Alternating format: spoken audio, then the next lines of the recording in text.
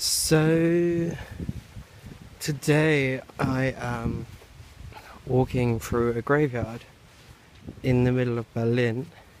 It's called the Elizabeth Graveyard.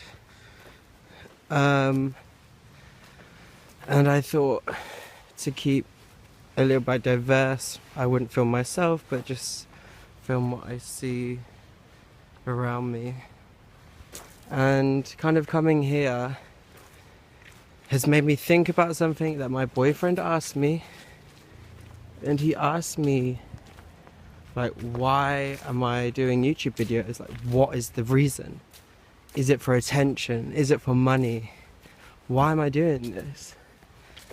And I kind of said to him, the reason I'm doing it is because I want a personal diary.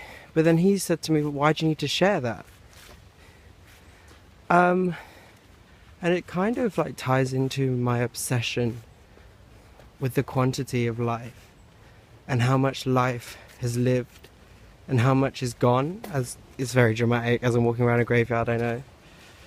But I just feel like there's so much that happened and there's so many lives on this planet, and it's all just so fascinating. Like today, well not today, but recently I moved into a new apartment and I keep thinking, I wonder who lived in this room before. I wonder who looked out this window before I did. And I'm very like into like,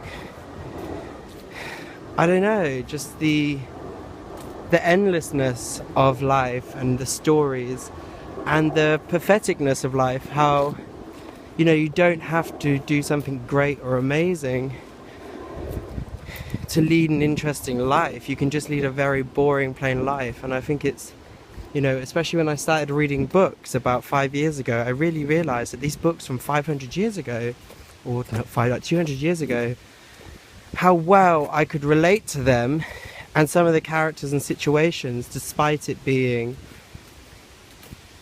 almost 200 years ago. And this is kind of why I started doing YouTube. One, because I wanted to be able to like look back on everything, because I just think there's so much happened in my life, and that happens in everybody's life, not just mine. And we forget it and da da da da da da. And yeah, you can write it in a diary and stuff, but I kind of like the, you know, through modern technology, we now have this ability to kind of make ourselves immortal in a regard, in a sense. Like I was very obsessed with, like, at one time looking at the social media accounts of dead people, seeing their last tweets and last, you know, not knowing they're about to die. And because of social media, you still had this image of them. And I have this very kind of delicate relationship with social media where I think it's the devil, and I think far too many people are obsessed with it. But I still find it amazing.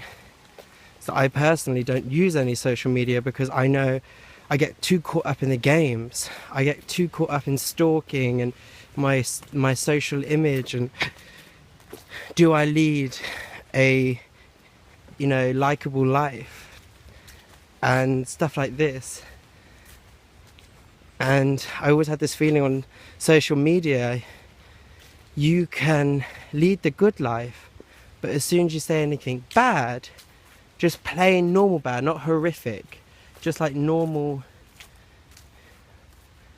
bad things, you become that crazy person and you become undesirable. And then people, you know, it's kind of like leaving no room for negativity or anything bad, and you're quickly shunned if you have a bad opinion. So I'm not sure if this is making any sense. I have no idea where I'm walking. This video is probably going to turn off any minute because there's no battery. I mean, no space. But yeah, so yeah, and I just wanted to create some unfiltered content, really random, with just some of my thoughts. So if I live to 60, I can look back and look at myself then, and I don't know, and other people. And I like this idea of having other people having access to it, because I love going on YouTube, searching the most random videos and then changing the filter to 10 seconds ago.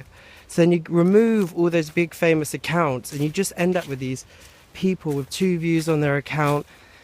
Most often they're young and they're full of inspirations and dreams and hopes and expectations, and sometimes they're old, and there's just such a diversity of people there.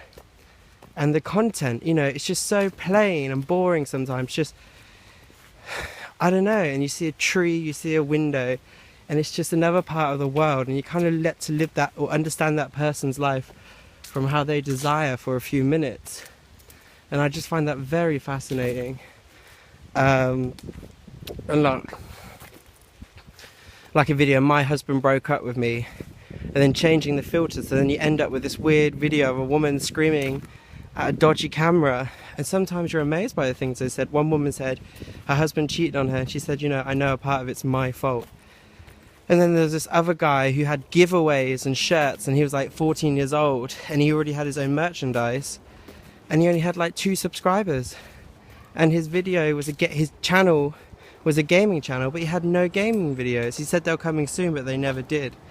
And it reminds me of my youth, when I had these bursts of ideas for summer holidays, and then actually I never had the endurance to continue them. And that spontaneity, and I don't know, just everyone's a little bit lost, I think, sometimes. And I find YouTube very interesting because there's just a wealth of the world there.